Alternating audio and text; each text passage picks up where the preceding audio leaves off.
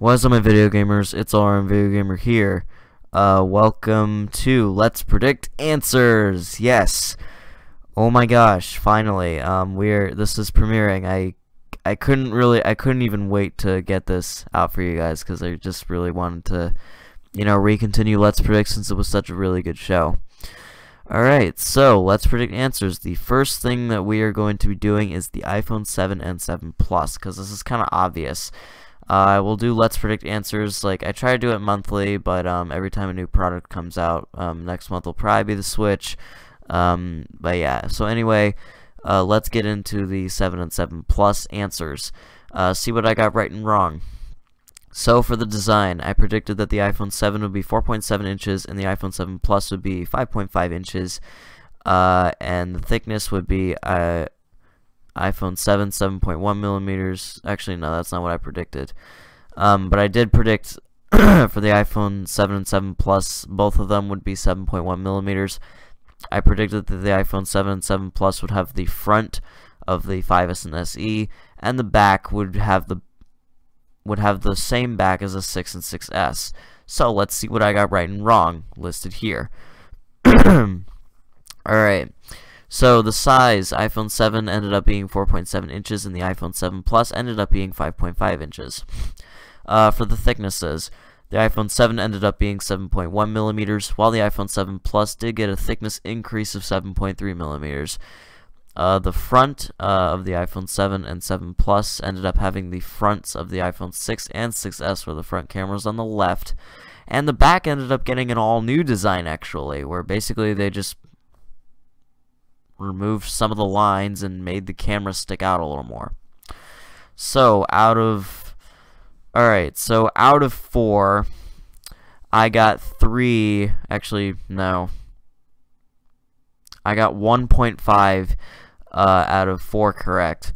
I'm saying 1.5 because I only got the iPhone 7 thickness correct, not the 7 Plus, so yeah. Now we move on to features. The top ones are features that I predicted they would bring back. The bottom ones are new ones that we'll get to in a minute. I predicted they would bring back a headphone jack. I predicted they would bring back the App Store, video recording, FaceTime, Siri, Control Center, Retina HD display, and 3D touch, all from previous iPhones. So out of 8, I got 7 correct. I don't know why I was being so stupid. Like, I mean, I knew they were not going to have a headphone jack. I don't even know why I thought they would, bring it back. So, and the Retina HD display that comes from the 6, that was upgraded, so that's why I put yes there. And now for the new features, I predicted they would have a customizable control center, iOS 10, 16 megapixel camera, wide selfie, widgets, back button, and recent apps button. Out of 7, I got 2 out of 7 correct. The control center really is not that customizable, even though it was changed. iOS 10 was obvious, and it did in fact bring widgets, so that's cool. For storage, I predicted they would have a 32GB base storage, and then for the options it would be 32GB, 64, 128, and 256, and I also predicted it would have expandable storage. So out of all 5 of those options, I got 3 out of 5 correct. They took out 64GB, and there's still no expandable storage on the iPhone. Just come on, Apple, you gotta catch up with Samsung in that, and like basically every other Android phone. And then for the colors, I predicted they would bring back the white color from the iPhone, mainly the 4 and stuff like that. I did, yeah, just mainly from the iPhone 4. And then I predicted they would bring back the rest of the iPhone 5C colors, like blue, green, pink, and yellow. And white, that was technically brought back in the 5C, but it was mainly on the 4. Out of both of those options, I got 0 out of 2 correct. And then, oh my god, the new colors, I have no idea what I was thinking when I predicted these 6 new colors right here. Out of navy blue, jungle green, black, hot pink, orange, and red, I got 1 out of 6 correct, because now that I think about it, navy blue, jungle green, hot pink, orange, and red, those 5 colors would be more reasonable to add on a 7C, which probably will not happen. Now for the camera, the top things are the back camera or eyesight camera, and the bottom is for the FaceTime camera or the front camera. So I predicted the eyesight camera would be 16 megapixels, would have an f2.3 aperture, optical image stabilization, true tone flash, autofocus with focus pixels, auto image stabilization, 4K video at 60 frames per second, and 1080p HD slow-mo video at 360 frames per second, and also live photos.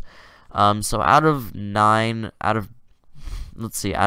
predictions, I got 1, 1.5, another 0.5 would be 2, then 3, 4, 5, 6. So I'm saying 6 because it's, for the, so yeah, 6 out of 9, not 7 out of 9.